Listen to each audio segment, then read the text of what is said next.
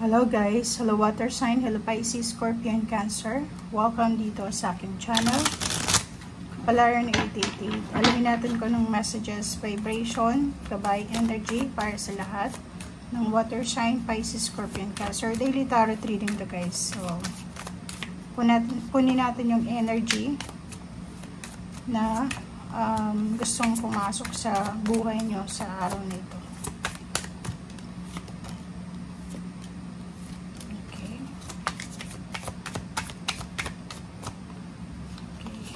First deck tayo. Okay. The Star. Two of Fire. The World card. Knight of Fire. Nine of Air. And for Earth.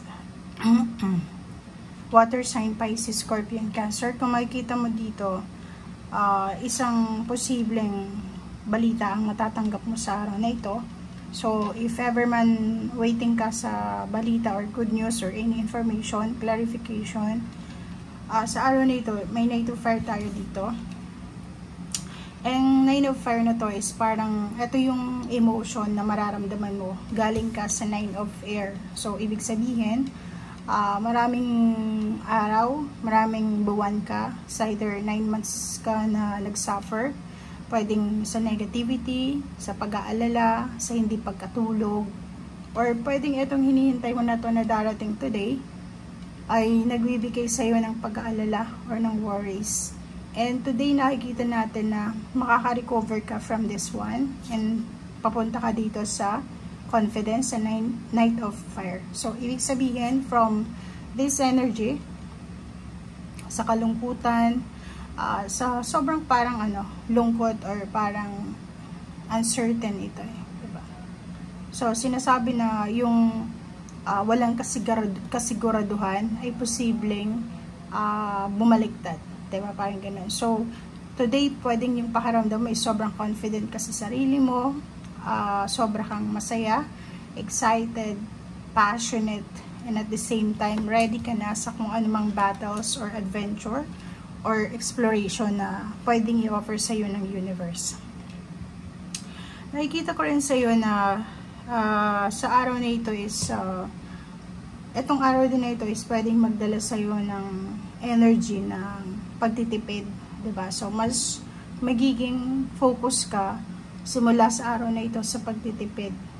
Or pwedeng yung iba sa inyo diyan, pera itong hinihintay nyo. Pwedeng several months na kayong walang trabaho, or pwedeng yung money matters sa buhay nyo ay hindi masyadong balanse.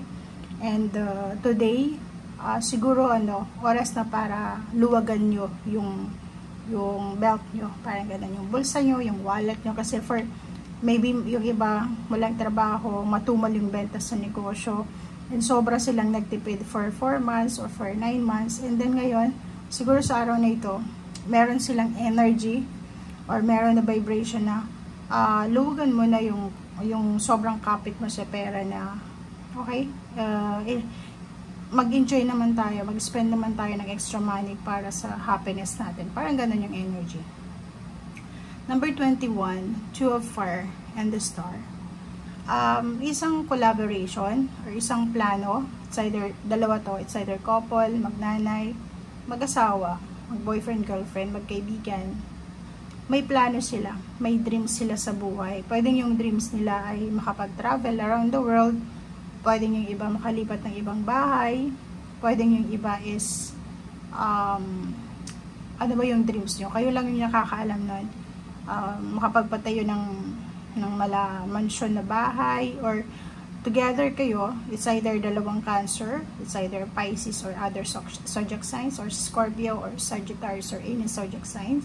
Nakikita natin na today is nagsisimula kayong magplano, partnering. Kung ano man tong plano nyo ay posibleng makikita nyo yung progress. Okay?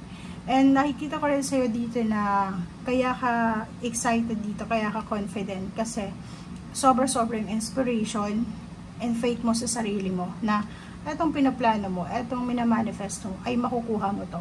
Parang ganun. So, nakikita natin yung iba sa inyo dyan na kung yung emotion nyo for several months is eto, na 9 of air, wala ka na dyan sa ngayon. So, na-overcome mo to, okay? Na-overcome mo to and papunta ka na dito sa Knight of Fire, sa the star, the world. So, ibig sabihin, tapos na yung mga malulungkot na araw. Meron din ng mga malulungkot din na mga araw sa buhay mo na darating. Pero hindi yung parang sobrang lungkot na pasan mo na yung mundo. Okay? So, punong-puno ng inspiration yung araw na ito. Fulfillment. Kasi, di ba, may parang plano na posibleng ma-accomplish. Ito din, accomplishment, may celebration, completion, mga plano, mga hangarin sa buhay, dreams, goals, partnering, collaboration, or kung ano man yan, ay posibleng may progress ka na makikita sa araw na ito. Especially yung pagiging, tawag dito, business person, pangingibang bansa, or pwedeng mag-asawa to na nagpaplano. Kung ano ang plano nyo sa buhay, related sa emotion, family, or related sa money, ay posible talagang mag-progress siya. Okay.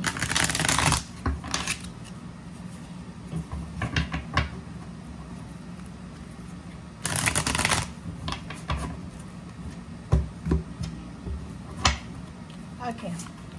Second deck tayo. So, dito, you're moving on, you're moving out from 5 of coins. So, yung mga financial constraints, financial troubles, financial scarcity, ay posibleng makaka-recover ka na. So, today is parang ito yung first stage or parang first step patungo doon sa recovery. Recovery from health problems, kung may mga nararamdaman ka sa katawan mo. Second is money, nakaka-recover ka sa money. And yun, chariot. At ang chariot na to is a combination of accomplishment, celebration, completion, fulfillment, victory, success, and travel, movement, positive movement, or kano pa man. So, nakikita natin na from scarcity, kakulangan sa pera, from problems, from pain and heartaches, from any emotional burdens, ay papunta ka na doon sa chariot. Mabilis kasi yung chariot eh. So, yung chariot is para siyang, di ba, kabayo, dalawa na lumatakbo. So, nakita mo tong oras dito, sinasabi na mabilis ka na makaka-recover from pain and heartaches, from scarcity to richness, parang ganun. So, abundance ang naghihintay sa'yo.